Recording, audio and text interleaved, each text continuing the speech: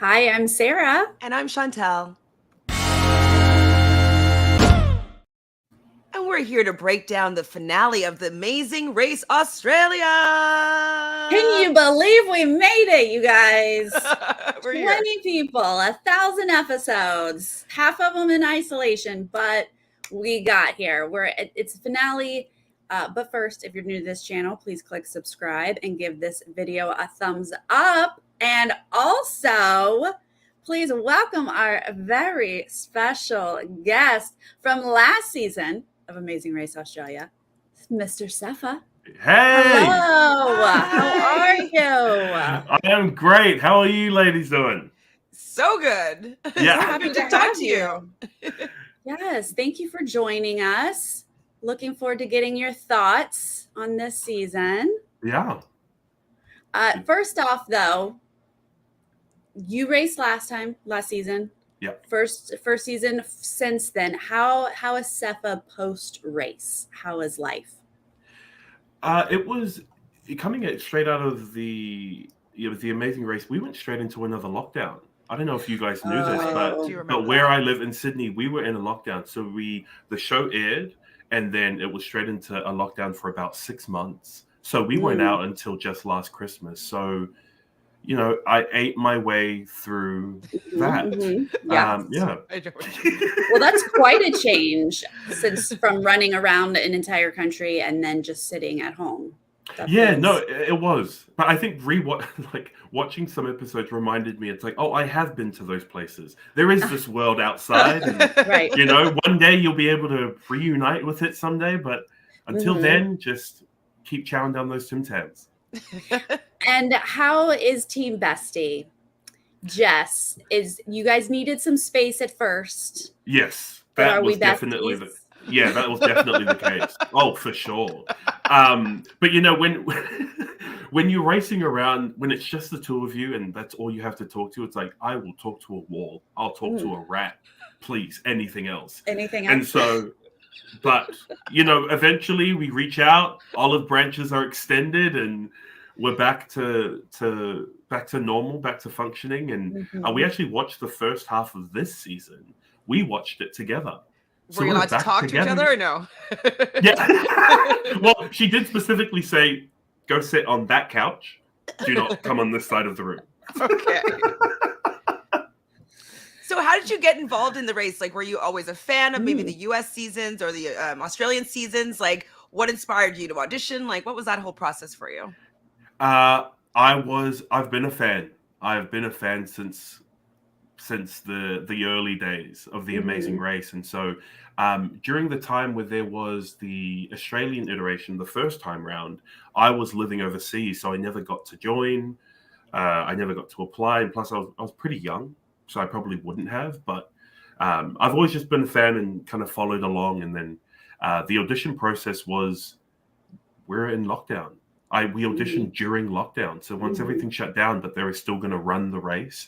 And I had been living overseas as an adult. I was like, hey, here's a free, great way to see the rest of Australia that I've been missing out on. I haven't even seen my own continent. So, that's the thought process that was going on. It's not completely free. You pay with a little bit of your soul, right? A little stress. Yeah, pay with my soul. Almost paid with my friendship. Actually. Oh, yeah. Exactly. Almost paid with my friendship. Now, we had mixed feelings this season. I mean, obviously, COVID's a thing that we can't control. Australia tried their best to get outside around the world and ran into issues. What was your feelings, opinions on, allowing isolated teams to sort of just isolate and then come back into the game? I think it reminded me of the stowaway twist that they had on our season, to be honest.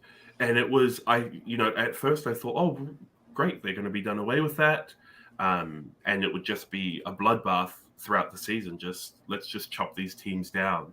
But I think bringing teams back in, it was kind of like their hands were forced a little bit. And while I did feel that it was that way with production, at the same time, if I were a team racing, it would burn me.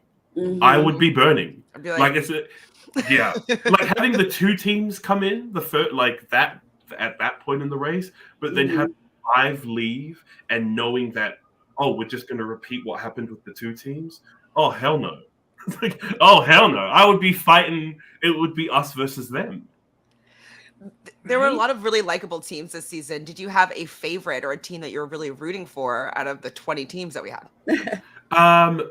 Yeah, there were quite a few likable teams. I think, like, I was a Frankie and Angel fan from the beginning. I like the beef. It's why I went on the race with Jess. It's Angel's bringing that beef vibe. She's ready to fight, and she's got Frankie there to back her now up. though it seems like there might be a little bit of a love connection happening. So maybe it's the hate to love relationship. But sorry, no, for sure. I think they went where me and Jess never would go, and I think good on them. Good on them. They've visited some amazing places. So I do wonder if it's the locations or is it really them? But I hope it's them. To be honest, I'm a fan. I love. I love it on TV. I'm a fan. Well, was there a favorite team of yours or a team that you were rooting for that didn't make it to the final 3? Oh, I think everybody was a fan of Paco and Maury. Yes. Oh, that was so sad. Yeah, you almost had some tears for that one, right, Sarah? Almost. I did. Almost. I almost did. Oh, I was gutted. And just the way it had to happen, it was just, I think you guys said it, you guys hit it on the mark, was just like, if it wasn't Paco and Maury, would it have been Frankie and Angel? I mean, this is not right. This is not the situation we wanted. Like, there are 2 other teams I'm willing to sacrifice. There are 2 other teams still racing that could be on the chopping block. But please. Yeah. That one was hard. For us, we really our barista sisters. That was a tough one to lose. Also, and I feel like that was it during when the 5 teams were still in isolation, and it just really made you question. Yeah. Should we be eliminating teams right now? Yeah. I think they were the last team to be eliminated, right? Before the isolation teams came back. So again, it's just a knife in the gut, knowing that this great, fantastic female team could have made it to the end. Really, they could have. Yeah. That was a tough one. Well, let's get into this finale, because you know what, Chantele? I actually did have tears. Actual fluid came out of my eyeballs. Wow, what's going on, Sarah? Is it the full moon? You know what? Neptune, yes. Neptune is sitting on my south node. I don't know this. I'm feeling emotional these days, guys. But okay, so let's start this finale. We're flying to Broome in the Kimberleys. Yeah. Do you know this area, Seth? I do. It's actually the Kimberleys is where Kath and Dwez are from. They're the Kimberly cousins. So now the title makes sense of the Kimberly cousins, because this is their hometown, and they're actually from Broome. So really? It ticks all the boxes. I went and visited them last year. We went on a camping road trip for a month. It was wonderful. I love this. Yeah, right? So I can tell you the insights on this finale. Part of, the Amazing Race Australia family. I saw at the end of this that Bo was saying, like, come and audition. I'm like, I'm wondering, like, will they let Canadians maybe do it? I'm gonna take a look in, because like maybe I might be able to, maybe compete. So I'm going to look and see if Canadians can audition, because it's possible. More possible than the American version. Right. We had Sandra on Survivor. Right. Exactly. Yeah. So please, Chantele, come on down. I want to play. I do. Yes, I would love it. Yeah. It's my back door into the challenge, though. The challenge Australia. I'm like, that's kind of like what I actually would want to do. And so like, I'm hoping to be able to go that route, but that's my objective. Sorry. I love it. Chopstick chow down. This is eating sweet and sour pork, but with the largest chopsticks you've ever seen. These are propped from a movie or something. this is very difficult. We see Kelly and Georgia in first, then Heath and Tony, then Angel and Frankie. But Kelly and Georgia are big old struggle buses here. I think they considered divorce at some point here, and they're going to come out last at this point. Yeah. I didn't really find this to be too challenging, but it was funny to watch them. Yes. Like, I just, for me, I can't imagine never really have used like chopsticks before. Like, I feel like, I don't know, I've just used them so many times. So when I hear that, like, like I think it was George saying like, oh, I've only maybe used it once, and Kelly's never used chopsticks ever, and so like not even to understand like how it would be best to hold them, I thought it was humorous, because I didn't personally think that was a super challenging task. And I don't necessarily think using real chopsticks would have helped you in this challenge anyway. No, it's like, totally you've got 2x4s under your arms. I don't know. But also, I feel like the real first challenge was opening the boot of the car. I don't know if you guys caught that. Yes. Apparently, no one's used to going to the bottom of the boot. They were all up at the little middle logo-y thing. Yeah, so I felt like they struggled more with that. I think Angel and Frankie struggled more with opening the boot of the car as opposed to they were the team that were like, just go into the back seat and throw from the back seat. We give up on that. Georgia is basically like, I'm not a vegetarian anymore. Fine, I'll eat pork. Yeah, and we welcome her back. Yeah, right. I feel like vegetarian and vegans cannot go on Australia Amazing Race. Like, I mean, but I would go on it and I would still eat all those things because it's for $250,000. I can put my morals or whatever aside for the money. I'm sorry. Yeah, I'm a sellout, but sorry. I think that's basically what Georgia said. She was like, at this point, we're powering through. So Heath and Tony are able to get out of here first, then Angel and Frankie, then Kelly and Georgia are going to be our last team leaving. And now we get to see that Angel and Frankie are not great with navigating. And I feel like this is another moment where we're kind of learning it late in the race. Yeah. Like we've had like 20 something episodes, and like they've always been in the front of the pack or whatever. Like we never knew that they weren't great navigators. Like I just thought that they were great at everything. So I was very shocked that this is like a known fact to everyone in the race that they're not good at navigating. Right. Yeah. It does remind me of, you guys had mentioned it with Paco and Maury. Mm-hmm. Suddenly this fear of heights where did that come from? Come to the forefront. But yeah, I guess because it played into their positioning for each challenge, I guess that's why it was brought up.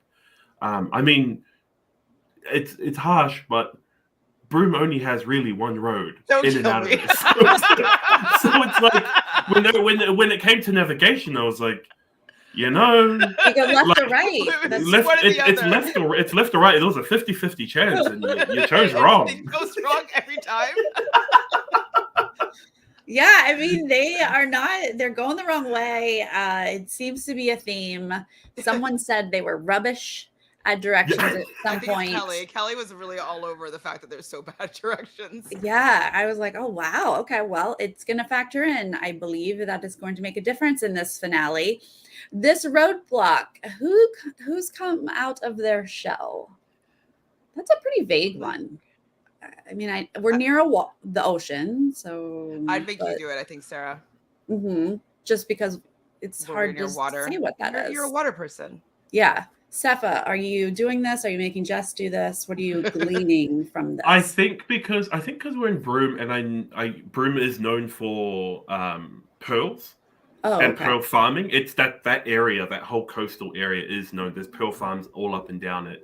I think I would have done it because I would have assumed we're going underwater. Like you might have to dive for them. They didn't have to, but the assumption would have been there. I think I would have assumed we'd had to go underwater, and as we know, that ain't Jess's forte. So, I mean, it's not my forte either, but it's like, the lesser of two evils. Yeah. Yes. Same here. I would have to do that then.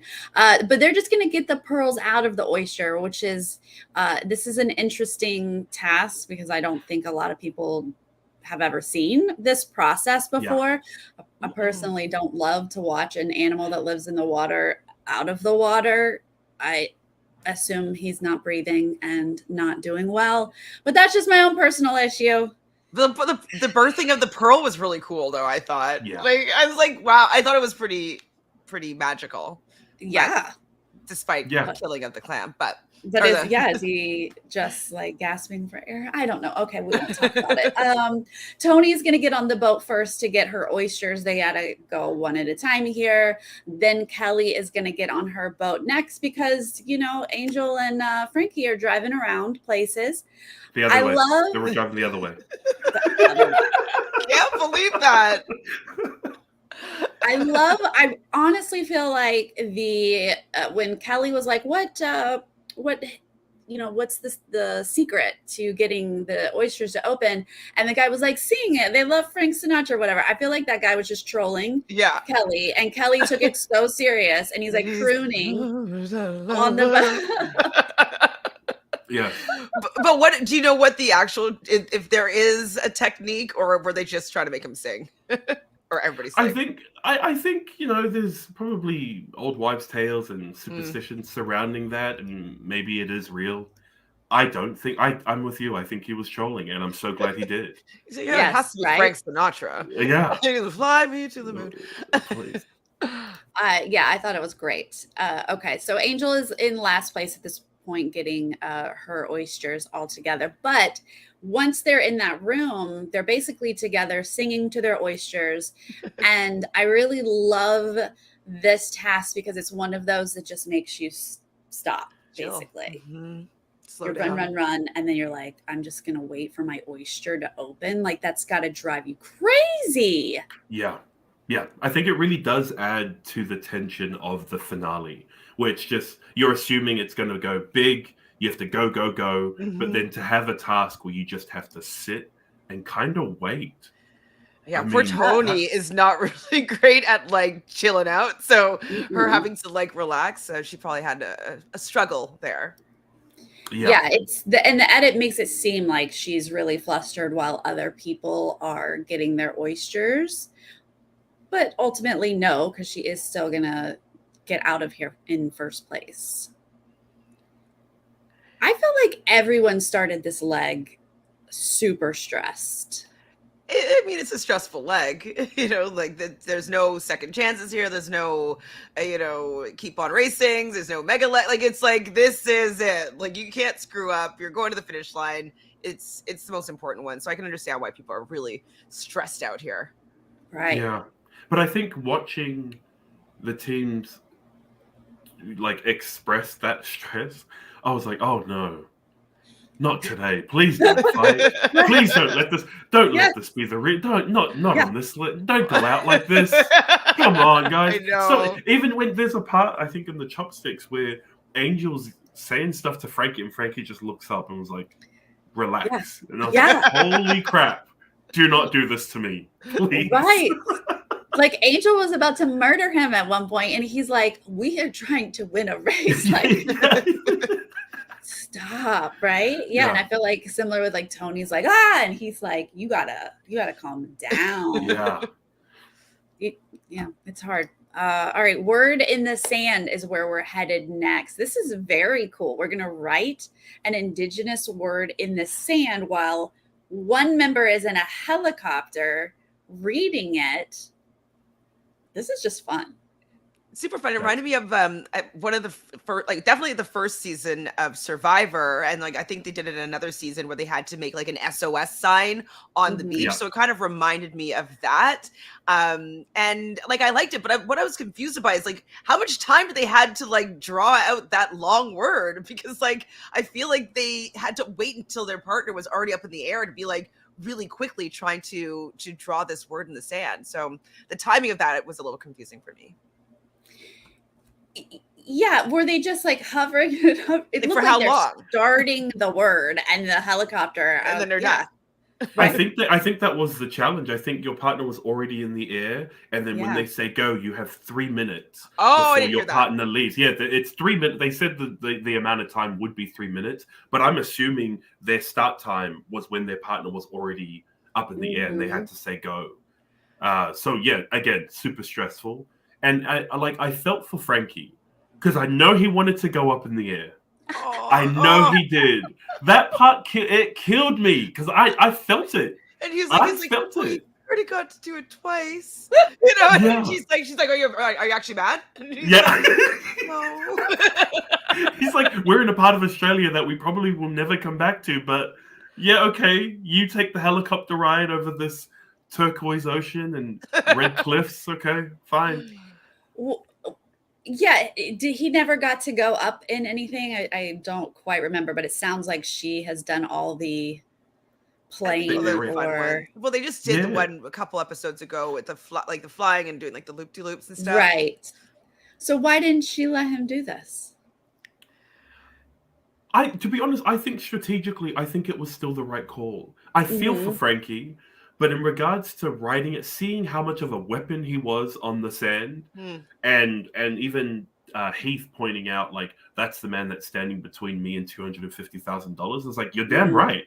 That's your competition right there. Yeah, so I think it was the right choice. Yeah, that's a good point, because when Tony was, debating, well, I can see better, so I'll go up to read it. There wasn't really that discussion of like, who's going to actually write clearly in the sand. And I think Frankie would be the one out of that team to do that. Yeah. Heath apparently wasn't the one, though, to do it.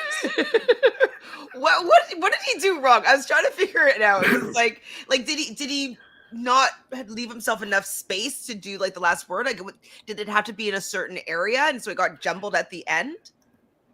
I think it was what he was writing with. So he tried to write with his heel. Frankie, without hesitation, picked up the shell that had the word on it, and which I believe, right? That's the point. You have the shell.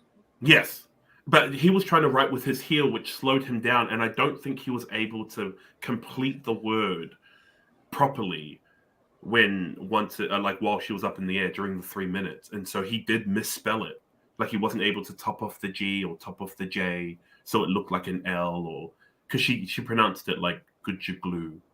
And it was in between, did they have somebody like going to clear the sand? I'm assuming yes. Yeah, they must have. There's somebody. There's some runner on production that's lost 10 kilos. They lost 10 kilos raking those things. Yeah, because Heath stands there and basically now he gets to watch, or at least it seemed like he saw, Frankie use the shell, which is, I believe, what was meant to be used, and he's like, "Ugh, I messed up." Of course, Kelly's like, "I brought a stick because I'm thinking it through." Just like, but it seemed to work. Yeah. And then Kelly also was like, "This letter is you," which that also worked. Gee. To be honest, I like when teams are able to personalize their strategies like that, when there's like an inside connection between the two of them. I personally loved it. I know that, they're not the team we were rooting for.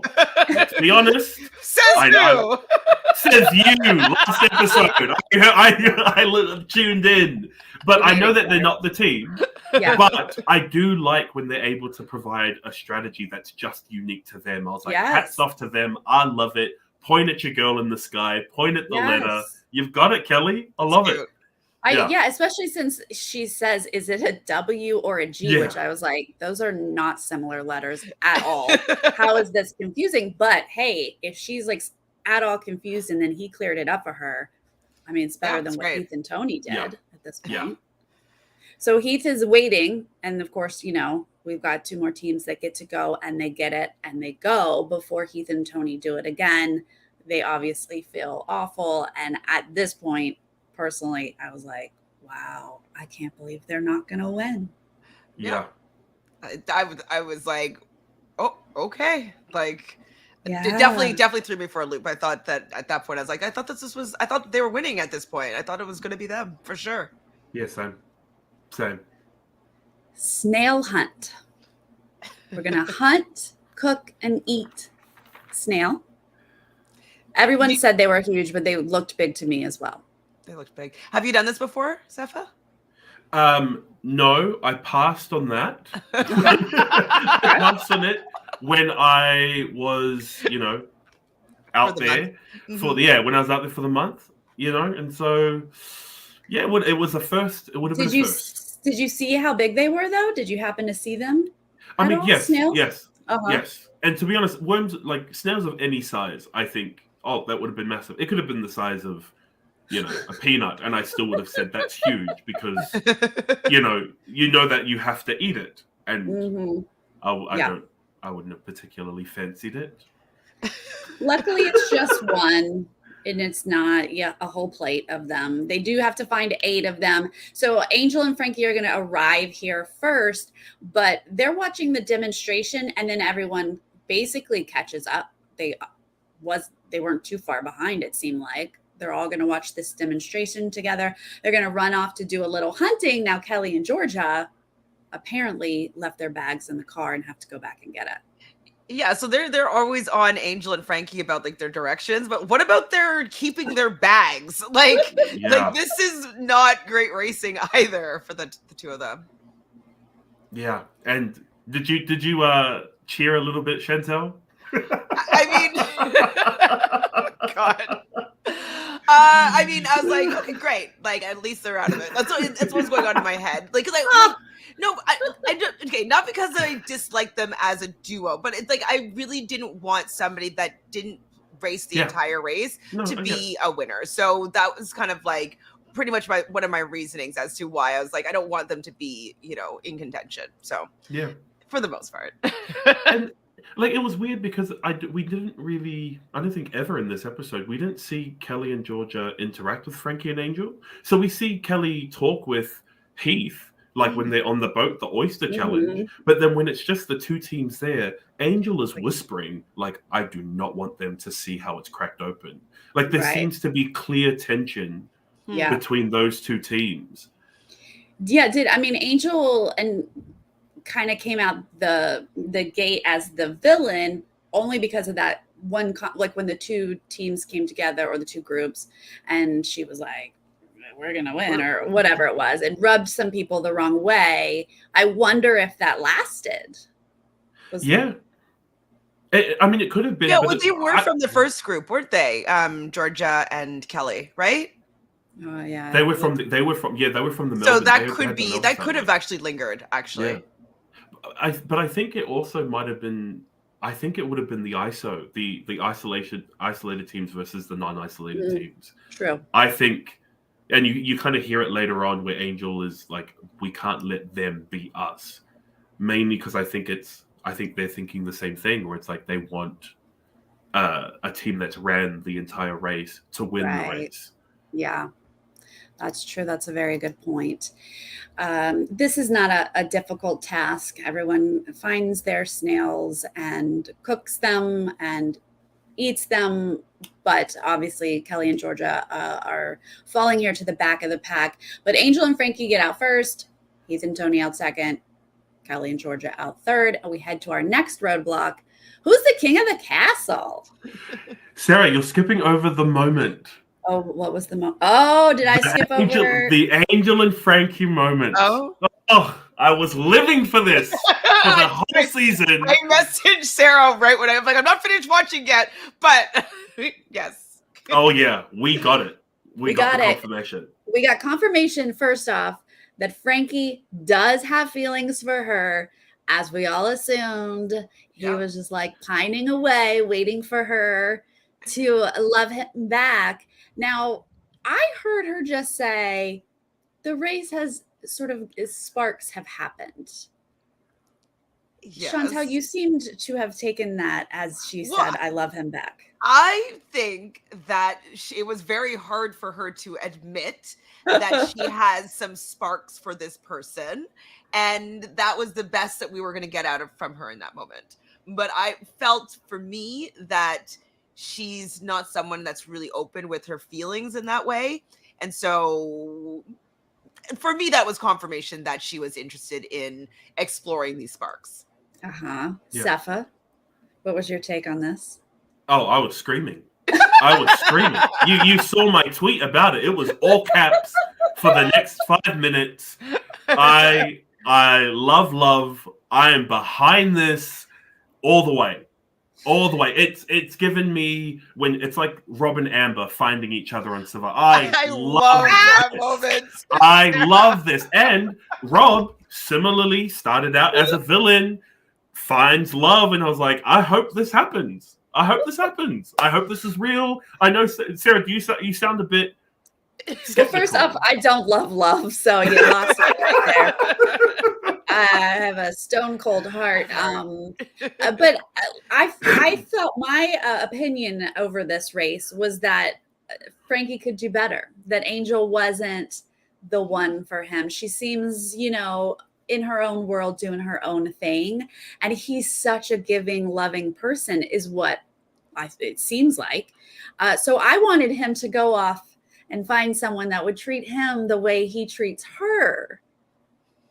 But again, I don't love. So I come from a very jaded place.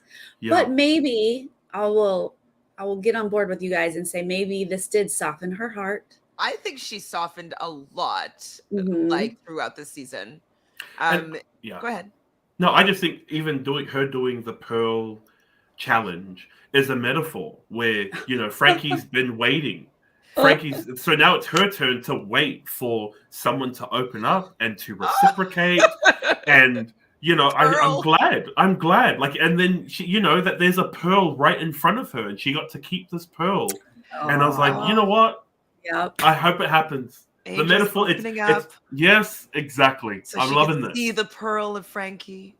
Yeah, it was very cute when she was, they were talking about would this be a good date, and she was like, yeah, okay, and he was like, well, cool, because I'm here. The sparks. The sparks weren't just coming from the fire. Let me tell you. I mean, maybe there was extra canoodling in some of these overnights. They've been spending a lot of close quarter times together. So who knows? Oh, yes, they sure have. Thank you. I did skip right over that in my notes. Intentionally? No, how dare I miss that? So thank you for circling back to that. I guess, do they have to? It didn't say the next person has to do the roadblock, but everyone did it that way. So maybe it was a rule that I just didn't hear. The opposite person has to do this next roadblock. And it might have been the case where it's like in the finale, like going into the finale, you kind of have to have a pretty close, like one person in your team can't do every roadblock throughout the race. It's kind of a rule where it's like going into the race, you have to kind of keep it kind of even. So maybe it was that where they just kind of assumed, let's keep it the same and you can take this one. Well, it's not anything too physically demanding, but it is basically a needle in the haystack, which will make you lose your mind. They have to find a button in a sandcastle. There's a gazillion sandcastles on the beach now. Mistake number 14, I don't know, I've lost track, but Angel and Frankie just completely go to the beach first instead of going to the place where they have to pick up their bucket and spade. So many mistakes. I was like, what? Like that was a game losing decision here. Like, how did you not read your clue fully to know that you had to go and get your bucket somewhere else beforehand? I'm just like, I was just shocked that it was such a basic mistake that you might make like 1, 2, 3, 10, whatever, but like 20 something, like it definitely shouldn't have happened. On the final leg where it's the most important, like you should be like every single word you're making sure that you get correct because no room for error, which they kept on saying, but they kept on making errors. And even like you can see the way they show us the way the clue's written out. The first paragraph is go here to collect your bucket and spade and then head to the beach. So it's they're trying to make it as clear as possible without telling you actually that it is a separate location. So it's just, a mistake that you really can't afford to make this far in on the finale leg.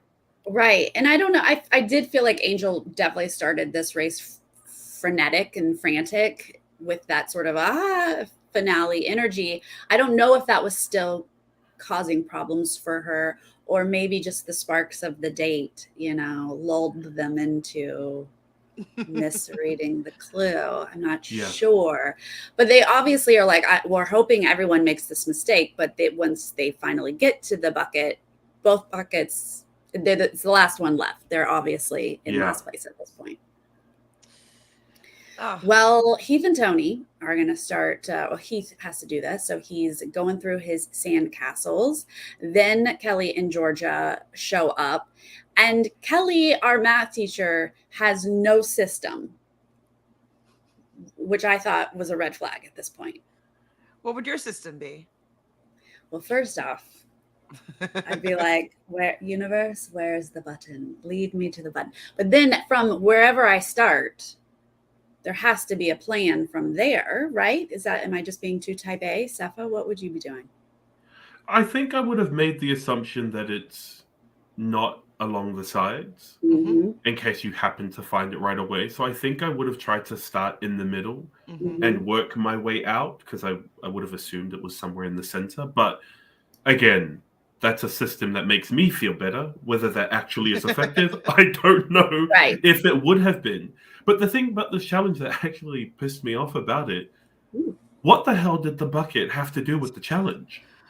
They put the flags in them. But at one point, the flags are just chucked onto the side. And I was like, there is absolutely no purpose of the bucket. I thought it was going to include like an element, like obviously needle in a haystack can throw off the positions a lot. So that's one thing. But I thought it was going to add another element where they were going to layer on, you had to rebuild every castle that you bust down, so that you really have no idea where you started or where you ended. Oh wow, that was hard. So, but to me, that's what the purpose of the bucket would be. Other than that, I was like, what is the point of the bucket and the spade? That's a good question, because no one used the spade to go through the sand. No. You want to touch the sand in case you hit a button. Yeah, and seeing how small the button was, I think the spade you could have just dug right past that. No way. Oh yeah, for sure. Well, Heath is going to be able to find it eventually, but both Frankie and Kelly are going to go through everything and then like back it up and have to keep digging, basically. Yeah, brutal. Imagine getting through all of them and then being like, so I haven't found this yet. Yeah. And they're all crashed down. So I basically just has to literally sift through sand on a large beach to find a button. Yeah. Brutal. I mean, but this was Heath's redemption from the helicopter challenge, because, oh my Lord, if he also did not find this button, I do not know what Tony would have done with him. You know, like there needed to be something to bring him back up. I'm so glad he found it. Like, as much as I was cheering for Frankie and Angel, I'm glad he found the button. Yeah, yes.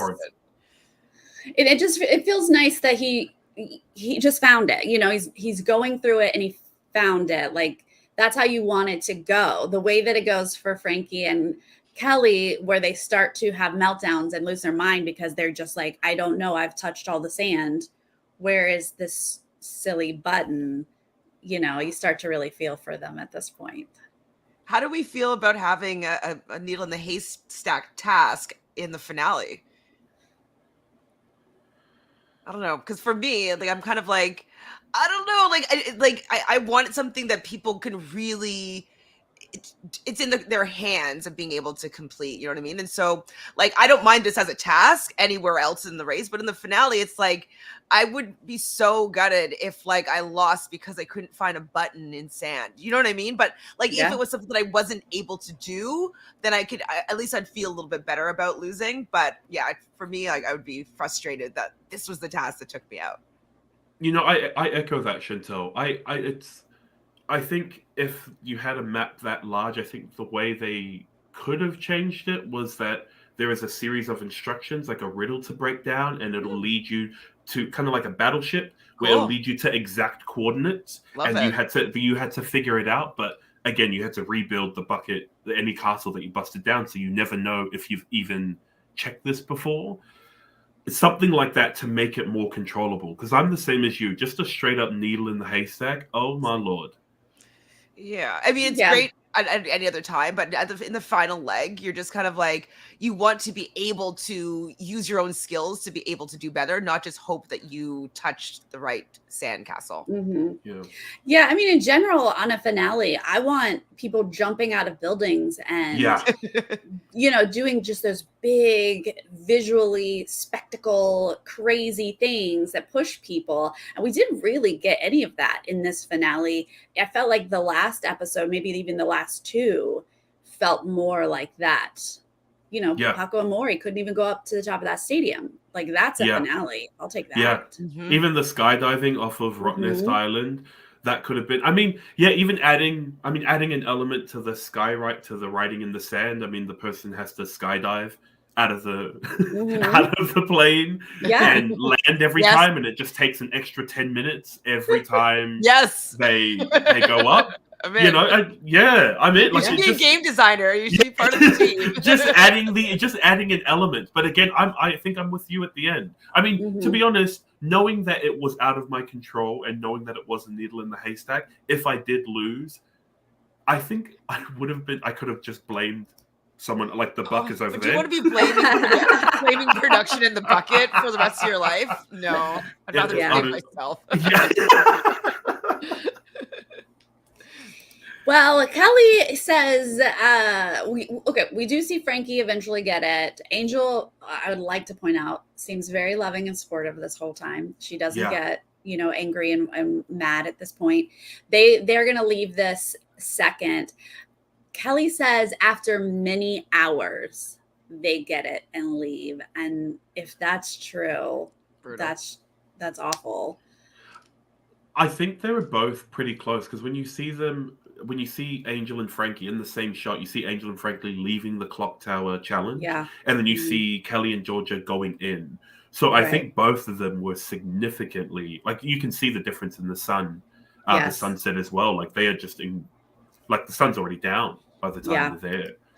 And do we just torture Sarah and I? Because I felt like that was too easy of a final challenge. Like, it was what 6 clocks? I wanted there to be 15 clocks, to be honest, and 15 towers. I bet there was originally. I know it's because teams were isolation. Not. Yeah, but I want it to be harder. I thought that was a little bit too. You could actually do process of elimination. Yeah. And I wanted it to be very difficult. But it wasn't. I think I'm the same. I think I would have either maybe arranging the clock towers in order is one thing, but I think I would have given them more faces of a clock than there were. So if there's only 6 that they have to arrange, let's put in 8 or let's put in even 7. 10, 10, adding just a few more, the combinations, you couldn't just guess it. You had to get it right. That's a good point. I also, let's just set it up. It's time to reflect. They got the hints, whether they picked up on it or not, to pay attention to the clock towers and what time they were at those, which I do think is difficult. If we could have had one at every single leg, that would have been amazing. Good, difficult, I thought it was a very good final challenge. If we had every single hour, let's go ahead and say 12 time options, that would have been amazing.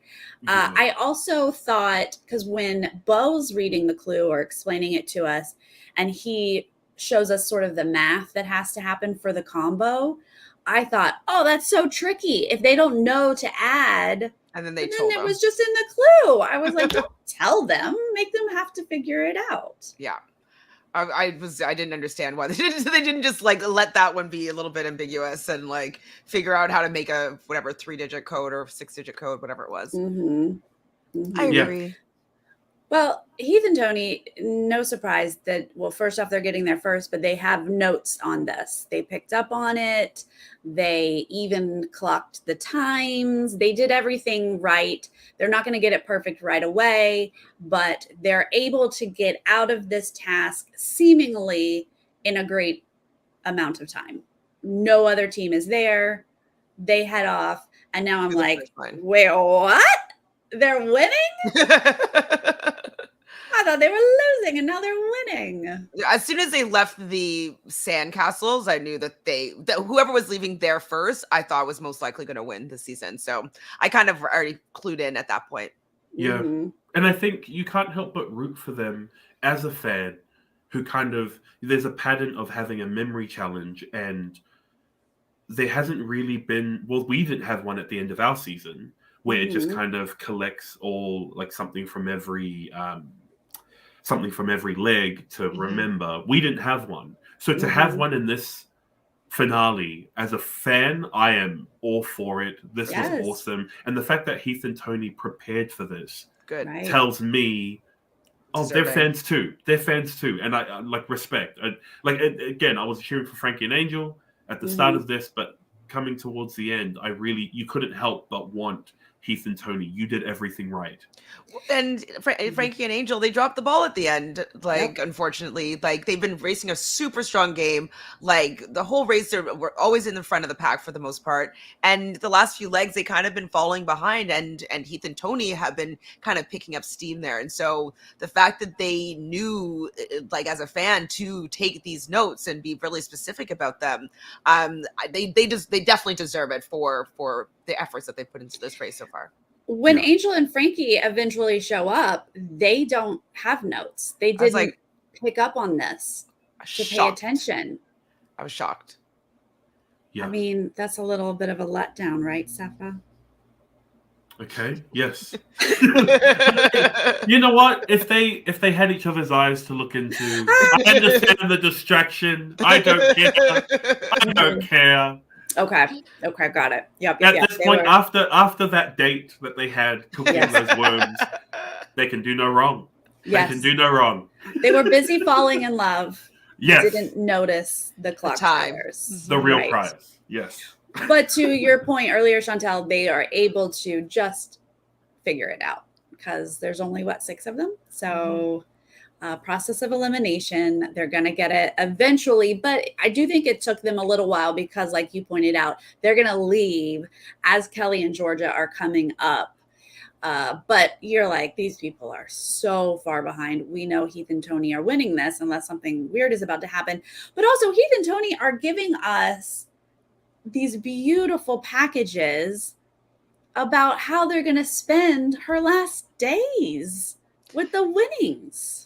Yeah, it was pretty sad. The whole ending was quite emotional, with Frankie and Angel as well. It was pretty beautiful. And I think that it's nice to have that kind of team win in the end because the story is so beautiful. And one thing that he said that kind of got me a little bit, he's like, even though cancer is going to probably separate us, we have to race together. I was like, why are you saying cancer is separating you? Yes. Stop it. Oh man. That on the mat, that killed me. Paco and I'm with Paco and Maury in the back, just hands clasped, just oh my lord. It was it gave them it was everything. Not necessarily, I don't mean to trivialize it by making it it's a TV show, but they were given it put everything out there. It was a nice story. It ended it beautifully, and it's the team that you wanted in the end. It really was. I mean, no shade to the other two teams, but this story, you would have felt sad if Keith and Tony didn't win. And that's so much more to them. Yeah, and that's nothing against the other teams at all. No. They obviously do make mistakes, and as a race fan, it helps me not feel as bad for a team that loses when you can kind of see you made a couple errors, and that's just how the race goes. Yeah. But it was so lovely to see who we had. We had the parents, we had the cops, we had the aunt and niece, we had our hubbies celebrating. Obviously, we couldn't have everybody, but it was nice to have some teams there. They're probably in isolation, Sarah. Out of the budget. It was out of the budget to bring them back. No, they're probably still in Greece, isolated. Getting ready for next season. Exactly. To come back as stowaways next season. Yeah. This is going to sound really petty, but in my mind, I was like, why is Paco and Maury at the back?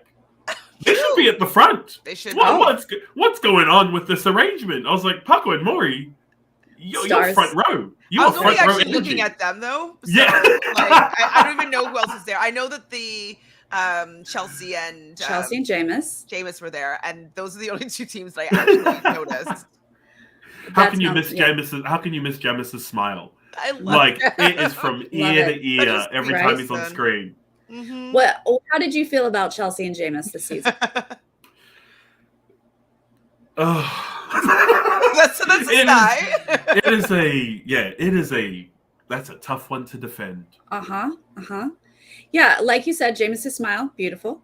Yeah, just there were some episodes that I was like, even the feeding. What reminds me of Cartagena when they had to feed the kids, they had to make it looked like cheesy bread. Yeah. And they were just that specific argument. I was like, oh Lord. It's patience of a saint for sure. Yeah. So they were tough. They were a tough one to watch sometimes. I hope though that she watches it back and she kind of was like, wow, I didn't really realize that that's the way that I was coming across or speaking to you. Hopefully she'll have some self-reflection. Yeah. Yeah, I think she's on a journey, and she did seem to soften up towards the end. So I'm hoping that sticks. And then the aunt and niece were there, Cynthia and Tiffany, and they were smiling. Our joke the whole time was that we didn't know who they were, or that they didn't really have a personality on the mat. Because I was thinking if every time I got to the mat, I'd be something dramatic. I'd be like, oh my god, finally, something. I'm not just even on their non-limb. I would be running up and down, singing praise songs. Yes. Holy crap. My heart goes out to them because I'm like, it's my red team alumni. We got to keep the lineage going. But yeah. I mean, they made it further than I did. So hats off to them. They ended up doing pretty well. I was impressed. And they smiled maybe twice. So that was nice. I hope that they enjoyed their experience. It was just hard to see. And then our cop ladies, again, I was rooting for them. But, we didn't get to see a ton of them. Yeah. They raced. They isolated. They raced. They left. So, yeah. Yes, James, SEFA for All-Stars. Let's get that trending. I need to renew my gym membership before that happens. So okay. If there's anybody watching, please give me 6 months warning. All right. So Heath and Tony, the winners we wanted, they did it. They pulled it out. So they were so happy, obviously. Angel and Frankie show up in second, and obviously Angel took it a little harder. That was hard. She for took her out to take the jersey of her dad's out and put it on. I cried there too, because she just wanted to make him proud for the whole season, and he was running it for her, and I don't know. I thought that moment also was really touching, and we saw the softer side of Angel again, which we always liked, and I definitely felt for her in that moment, and it brought up some more tears in me. How about your eye ducts, Sarah? No, not for that. But look, her dad is very proud of her. She doesn't have to win to make him proud. So I hope that she knows that deep down. She ran a very good race. They were one of the top teams the whole time. And even just coming in second is still a very good finish. So finishing the race, I think is so impressive. No matter what. Yeah. And I think it worked on two layers for me, because one, it's that story about trying to make her dad proud as she's wearing the jersey. But I don't know if you guys read Cook Islands, which is where she's from. Yeah. And as a proud Pacific Islander, to have that sort of visibility on screen, I couldn't help but also be proud on that level, where it's show where you're from, be proud of it, and be proud of how far you came. I mean, bloody hell, you guys dominated. Seriously. So much. Mm-hmm. Yeah. Yeah. Oh, they ran a great race. Absolutely. Yeah. I couldn't help but notice the Frankie wiping her hair away from his face. Are you gonna put together a Frankie and Angel montage with romantic music? Putting or already have put I'm not going to distinguish that, but the wiping the hair away, I was just like, yes, Frankie, get it. Be there, be the shoulder to cry on. Yes. He is good at that. I mean, he really seems like such a genuine person. Yeah. So supportive for her. Kelly and Georgia, different vibe. They finally made it to the mat. It's much darker. The sun's gone down. Yeah. They waited for them. And yeah, as a team that went into isolation, who wasn't the front of the pack the whole time, a third place finish is pretty darn good. Be happy with that. Yeah. I think I would have been the same, as in the situation that they're in. I think I would have just been happy to be in the finale and be pinching myself the whole time that I made it that far. With how much sometimes luck plays into this, I would just be grateful that I did make it that far. So I can't fault them as racers for taking the opportunity and for making the most of it. So good on Kelly and Georgia for coming in third place. Pretty damn good. Right? Podium. Yeah. Do you think that Kelly watched this back and will stop mansplaining after this? Then he wouldn't be Kelly. I don't know. There was a moment when he was like, you got to find a place to park. And she was like, I know, I'm doing it. And he was like, yeah, I'm just saying. And I was like, that sums it up right there. He's just saying all of the time. You don't need to say it sometimes. Yeah, just sometimes you don't have to. Like, she can figure it out. Mm-hmm. Yeah. Kelly. They're only 6 months into that marriage. We'll see.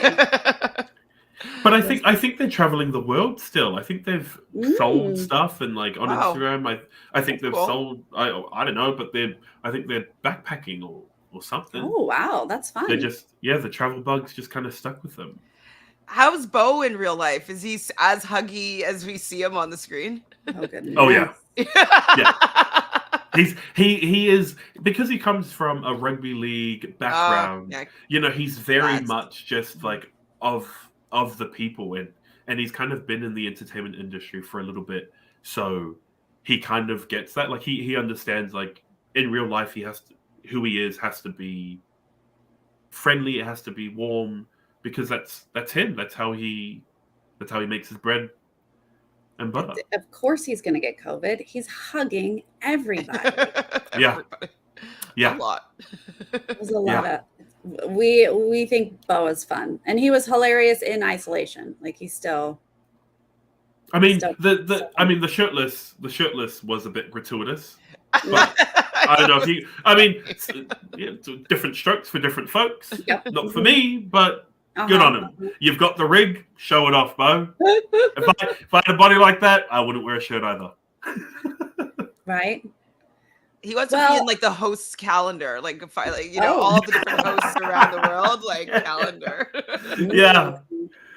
I'll take that. Phil, Jeff, and Bo. Yeah. Nico. Oh my gosh. Nico. Jonathan. Yes. I'll buy one of those. Yeah. So overall, it was a bit of a hot mess this season, but they pulled it out. They did it. We stuck with it. So obviously there was something going on. We didn't give up on it. SEFA, what's your feeling? Take away here. I'm the same with you. I think it was a bit of a hot mess. I'm not gonna lie. I think going in when the group of 5 went into isolation, there were some episodes where I also went into isolation and did not, just kind of watch the recap, watch a replay, because it 24 episodes is a long time. That is like a full season of Grey's Anatomy, or that's a network television drama full season. I was like, it's a lot. 3 times a week. That's a big commitment, and I think it was a bit much. Mm-hmm. A bit much, and then having the 5 teams go into isolation. I mean, it just kept stacking. Bo gets COVID.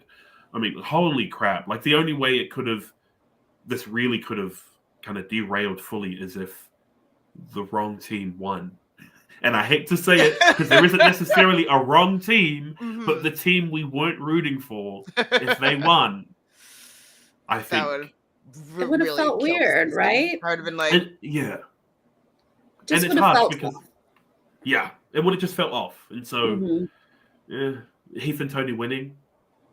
Great. Perfect. Mhm. Perfect. Kind of redeems everything. Yeah. Yes. Definitely.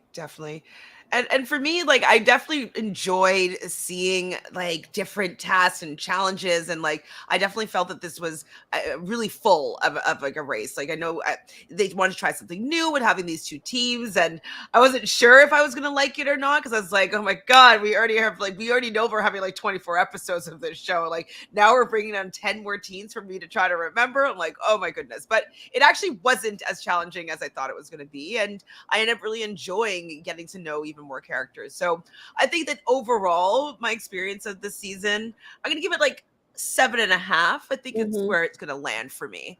I definitely enjoyed it though. If it didn't have the isolation parts, I think it could have been a little bit higher for me. For sure. Sefa, are you a Grey's Anatomy fan? I am not, but I just know that Grey's Anatomy has been on is been on since the dawn of time. So that's the reference that comes to mind when it comes to network television in the olden days. Because oh my god, thousands, like it's not. I know, but like with streaming and how much content gets pumped out, I was like, we're doing 10 episode seasons now. Like 24 just seems. Come on. Yeah, but it's like cut it in half. Mm-hmm. Did you have a favorite task or challenge that happened this season, or one that you would never wanted to do, so you're happy that you weren't on that this season? Oh, the one I like when challenges bring teams together and makes it really stressful. So like when the episode where everything came together, with the two groups joined and raced in one, and then they all had to paint the same set of stairs. Oh my God. I was loving that beef. I'm loving that beef. Get off that my tension. blue steps. Oh, it's dry. Get off. Yeah, Frankie and Angel just saying like, "Can you just get off? I don't care if it's dry. Get off." Oh, that's when I knew this is the team for me. This is the team for me. Yes. Get off. Get off my stairs. I love it. Oh, it's so stressed. So stressed. Yeah, I mean it's a very simple task, but I do think adding like paint in Chef Shawan, the Blue City, contributing to the Blue City. I mean, tasks like that where you're able not just to participate in a culture, but to contribute something back and having like knowing that, hey, there's a set of stairs in the middle of Morocco that I painted. Nice. I love that. Taking away something like that, love it. Did you have an opinion on Kelly and Georgia snitching and telling on? Was it our Middle Eastern ladies who weren't hearing it correctly? Yeah. How'd you feel about that? I think Crystal and Reem are probably when seeing Kelly dig through the castle. They're like they're probably smiling. They're probably smiling down on him, just like haram. So like my opinion on it is, I get it. I like when teams. So you'd be a snitch? I don't know if I would, but I understand where they came. I understand where they came from. They're at the back of the pack. They're stressed. You're doing anything to climb your way up. But I do feel that it was put on the contestants to do that. Mm.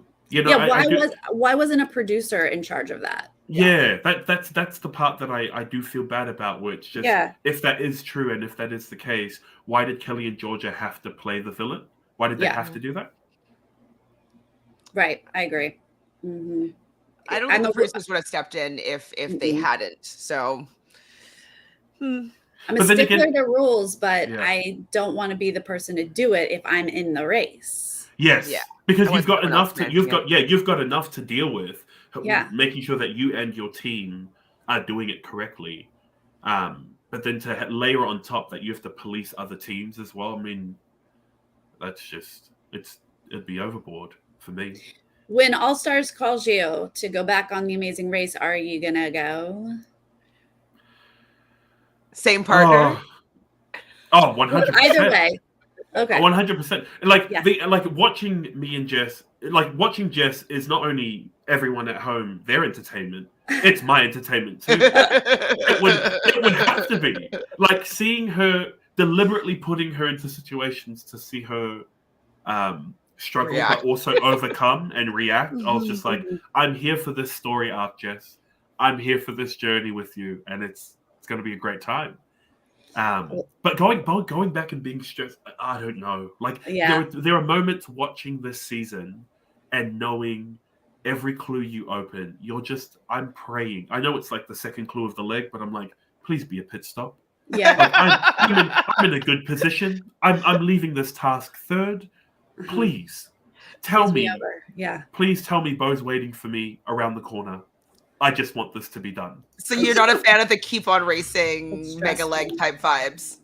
Oh, to be honest, like it is stressful, but I like the mega leg. I wish I participated in one. There's been some great mega legs in Amazing Race history, and so like the idea, like an overnight train ride, or hey, you've just got to keep going, like stuff like that. I love it. So I would love to have participated just to tick it off my list. Right. But how well I would have dealt with it, I don't know. Like, this is not the pit stop. Yeah, when they were doing the virtual pit stop this season, it did seem much more taxing on the racers when, from my perspective, you're like, they still got a break to sleep at some point. Like I wasn't able to see the difference from a night after a pit stop or this virtual pit stop. SEFA, explain it to me. Like, how is this more taxing? Yes, exhausting. I think because you do when you do stop at a leg, you get to do your interviews, you get something to eat. Like there's a set break. But if it's if you do keep going, I'm assuming like there isn't like a prepared dinner. You're kind of on your own. You're still technically on the race, so it's not like you can kind of unwind and kind of rest. I think it's more of a mental. It's probably more mentally taxing than it is with the physically taxing, right? Because you just can't. You're not kind of taking a break. But as someone, I wasn't a fan of the stopping and starting. I think I would have liked it to just like, while my head is in the game, let's just keep going while I'm still on. Yeah. I wonder if it's if the rest time is shorter when it's a keep on racing. Like say you get 12 hours for a pit stop, but maybe it's like only 8 hours to get back in the race if it's a keep on racing moment. So yeah, maybe. Right. Well, we did it, you guys. We made it through the season, and we were blessed with Mr. SEFA joining us for this. I can't thank you enough. It's so lovely to talk to you. Likewise. I love it. Thank you. Fun. I'm glad you're doing well. Thank you for popping in and touching base with us. And is there anything you want to promote? Have the people follow you, find you? I'm with Tourism Australia. Come down, pay us a visit. I'm not actually with them, but I'm all for showing off this beautiful country that we live in, and so beautiful. Sarah, are we going to Australia? Yeah, I think so. We're going. Let's go. First off, we got to get cast on The Amazing Race. Yeah. Okay. But you're American though. It just might be easier as a Canadian, but okay. First, I moved to Canada. Yes. Then we go on Australian Amazing Race, and okay, got it. I'm gonna work on that. Yeah. And then we'll see you when you're down here. I'll see you at the starting line. We'll see it. Right? All Stars. Yeah. That would be fun. Yes. Well, thank you everybody in the chat as well for joining us. And if you're watching later, please leave a comment. Tell us why you love SEFA first, then why you loved Heath and Tony winning, and then give us your other thoughts as well. When do you think that Angel and Frank are going to get married? Oh? I don't know if they're going to get married. Look, are they still together, guys? Because they stopped racing a little while ago. So that would be the beginning of this year. Yeah, I don't know when. I'm afraid to ask. Like I've been messaging them as the race has kind of progressed. I've been staying in contact with them. But you didn't message them after the moment? No, it is so like you got to message them now, so. It felt because it was the strike. I love the striking of the hair. It was the hair striking moment that I was like, you know what? I feel like I'm intruding. And so like it's like I see too much. Yeah, it's like, oh, please don't. I'm gonna send them a clip of you saying how much you love them, and then that'll be the open. Then they're just gonna know. So you're just gonna have to ask them after that and say, I gotta know the relationship status. Cat's out of the bag. Yeah. Tell me. Have we checked Facebook yet to have status updates? Yeah, I have. I have, and no updates. There's just the only thing I've gotten is more TikToks, and none of them have been particularly romantic. So I'm waiting. Is there an extra long touch that lingers? Maybe join their church. I'll just be there in the crowd. Just like suddenly. What? Hey guys, I'm new here. First time here. They need to drop a TikTok that's like the embrace. AMAs. Let's do Ask Me Anything. Yeah, or like the progress of their relationship, and it's like, oh hey, now we're on holiday. I mean, they did win a holiday. I think they won a holiday or two. So now they together. can use it. True. That's true. So they did. I will stalk that and provide you with updates. Yeah. Thank you. Love it. All right, you guys have a wonderful rest of your day in Australia and night in America, Canada. We will see you guys next time. Yeah. See you.